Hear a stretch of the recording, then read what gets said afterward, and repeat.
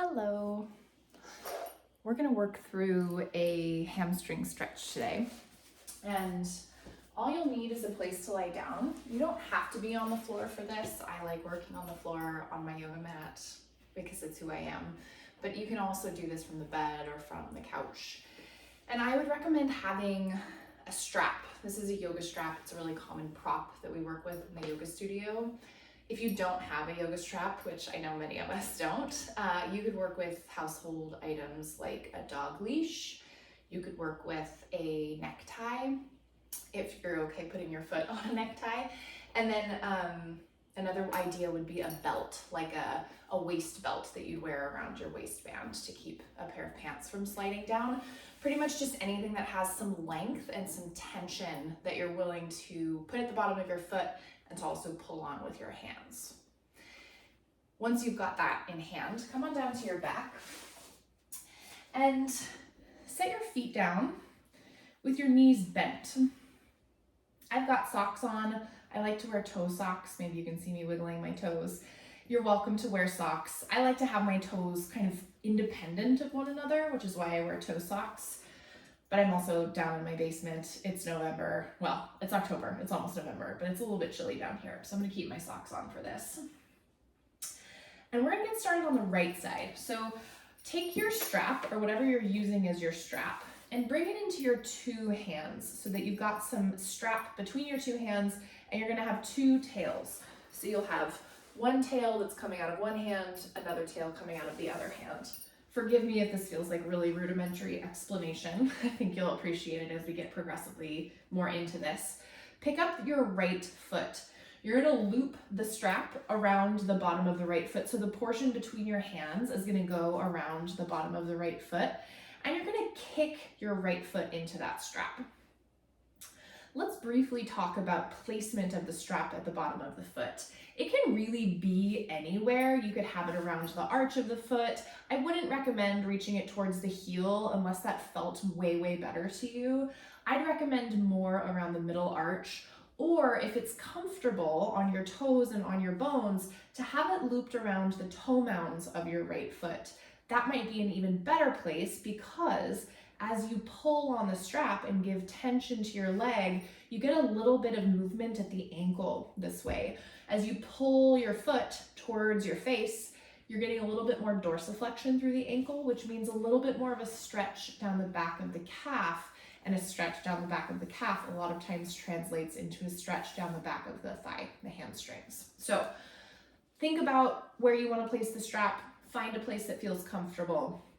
Then let's talk about how you're using your arms. Some people, when they first come into this, like to bend their elbows. Some people like to rest their upper arms back against the floor. Some people like to be hanging out with their elbows bent. It's up to you. I know that I have a strong preference, and it's to have my arms long and my hands as high up on the strap as they can get. That way the full weight of my arms is bringing tension to the strap. And that's really what the strap is used for here. We're bringing tension to this back line of the leg, all the way from the heel down the length of the right leg into the hip that's resting against the floor. So however you want to find tension on the strap, do that, and then pause. Chances are you're already feeling some things happening in this right leg. Your foot's been up for a while, yeah? So the nice thing about this is that your back is against the floor. So there's no rounding of the spine that can really happen here. Or if there was, you'd be feeling it because you'd be picking up your chin. And if you're having to pick up your chin, let your hands slide down your strap a little bit more so that the backside can rest against the floor. Okay, let's move a little bit through this leg. So bend in and out of your right knee. And for me to be able to do this, I kind of have to widen my knee out to the side a little bit. And as you bend in and out of your right knee, see if you can keep some tension on the strap. So as your knee bends, also bend your elbows, pulling the strap against your foot so that that tension stays connected to the base of the foot.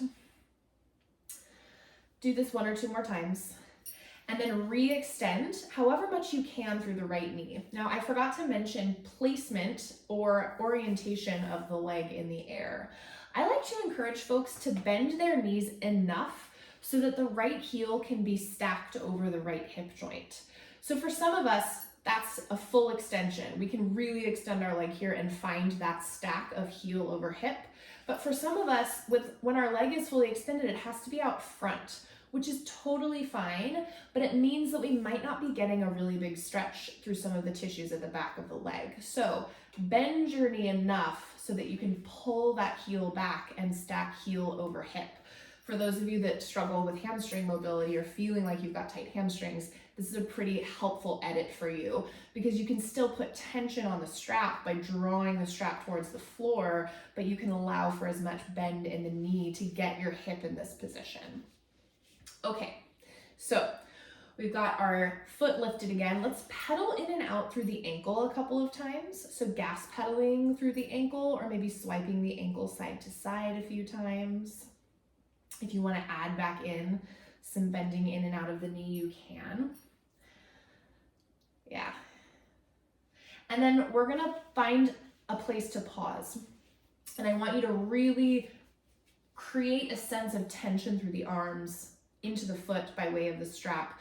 This pose in yoga is called Supta Padangusthasana. It's a variation of this pose. And Supta Padangusthasana means reclining hand to big toe pose. So in the classical variation, you'd have your hand looped through your toes, pulling back on your toes to create some more dorsiflexion through the ankle. We're gonna try 3 more things on this side, okay? All of them from this place of stillness. So they're not gonna be big movements, they're gonna be internal contractions, we'll say. The first thing I want you to do is try to reach your heel towards the ceiling while the strap is pulling back on your toes. You might start to feel some of that down the back of the lower leg, maybe even into the back of the knee joint. The second thing I want you to do is feel the back of your pelvis. You might close your eyes and see if you can feel the back of your pelvis against your floor or against whatever it is that you're laying upon. And imagine that you could reach the right back side of the pelvis down into the floor as you reach your heels skyward. So now you're thinking about lengthening your leg in 2 directions, right? From the back of the knee up through the heel and from the back of the knee down into the floor. So work with that. We're going to spend 3 or 4 more rounds of breath here. Your third and last option, maybe you're shaking, maybe you've been shaking from the beginning. Your third and last option is to play with extending your left leg long. And if you do this, see if you can feel a sense of shift at the back of the right leg. Maybe you pick the left foot and up again and set it down on the mat and re-extend. Yeah, there's different things that happen in the spine and in the pelvis to allow this left leg to extend, which might mean that the relationship in the right hip between the pelvis and the right leg also shifts. Okay, bend your right knee, release the strap, lengthen both of your legs long. And I invite you to maybe soften your gaze or close your eyes and see if you can send your awareness down your 2 legs. If you need a little bit of help feeling into certain anchor points, I invite you to start all the way down at the bottoms of the feet. How does the bottom of your left foot feel versus the bottom of your right foot? How does your left ankle feel versus your right ankle? How about the calves of your 2 legs? How about the backs of the knees? How about the backs of the thighs? A couple of other questions are, do you feel a sense of temperature difference between right leg and left leg? Do you feel that your 2 legs are different weights, like they have different mass? Obviously the mass of your right leg hasn't changed a ton, but it might feel different, right? You might have a broader, more dispersed experience of your right leg now that your brain has been spending so much time with it. Obviously, circulation is changing, lymph is changing in that leg, but there's also some more subtle neuromuscular stuff that can happen when you're directing that much awareness into that body part and when you've worked it and contracted it and stretched it in such a way. One of my besties, Zoe, I had them do this and asked them as they were lying here what they felt down their 2 sides. And they said, I I feel like I can experience my right leg way more than my left leg. So maybe that resonates for you. And then when you're ready, we're gonna do the same thing to the other side. So I'll cue you through it.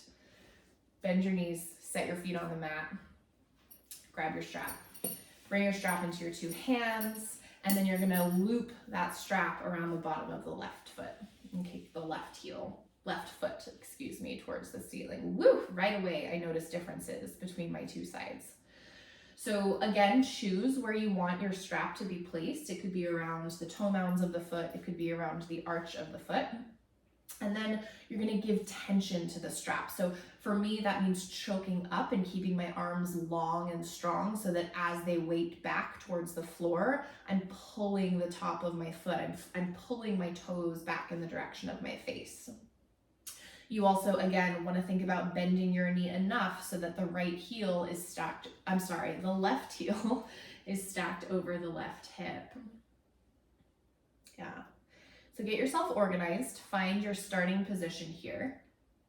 And then when you're ready, you can start to bend in and out of that left knee. Maybe that knee comes out wide, trying to keep tension on the strap the whole time so that the strap doesn't fall off your foot when you bend your knee. I'm about to sneeze, I can feel it. I don't know what to do about it. Other than sneeze, okay. Nobody's down here, I'm 6 feet away from everything, so I don't feel terrible about not having covered my mouth. Also, there's an air purifier going right behind me. Also, I'm at home. I don't know why I'm stressed. I sneezed on my video recording. Okay, so re-extend through that left knee to the best of your ability. Again, I don't want you out here. I want you to bend your knee enough so that you can stack your heel over your hip. And then start to pedal in and out through that heel, through that ankle. So you're gas pedaling through the left ankle. Maybe you're swiping that ankle side to side a little bit. You can create some circles in the air. You could add in the knee bend to your ankle movements. So we're giving ourselves a chance to be a little bit more fluid here before we find our way towards stillness. So you know where we're headed. I want you to see if you can find a place where the heel is stacked over the hip, left heel over left hip. You've got tension on your strap. And you're reaching your left heel up towards the ceiling. So from the back of the left knee, you're reaching up and out through your left heel. And then feel the back of your pelvis on your floor or whatever it is that you're lying on. Hopefully you feel both sides of your pelvis, but I want you to imagine that the left side could root down even further into the floor so that you're reaching from the back of your knee and down into the floor with your left leg.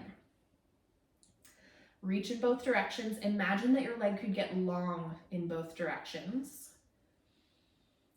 Plan to be here for a few more rounds of breath, and then this is where you have the option to extend your right leg long. Maybe that changes what you're feeling at the back of your left leg. Maybe you play with this a little bit. Even subtle changes, especially when you're working this hard, as hard as you're working at the back of your left leg, and it is work. As hard as you're working, hopefully you can still feel if there was a change when you lengthened your right leg. Plan to take 3 more rounds of breath.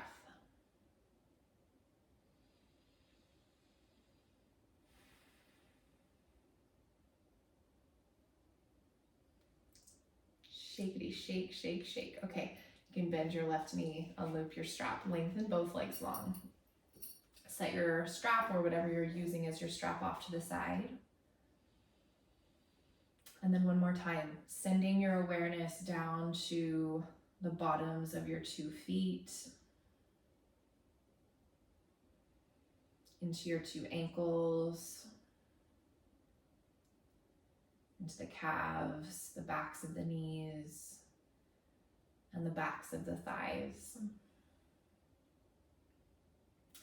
Noticing if things feel more balanced in terms of temperature or weight or clarity.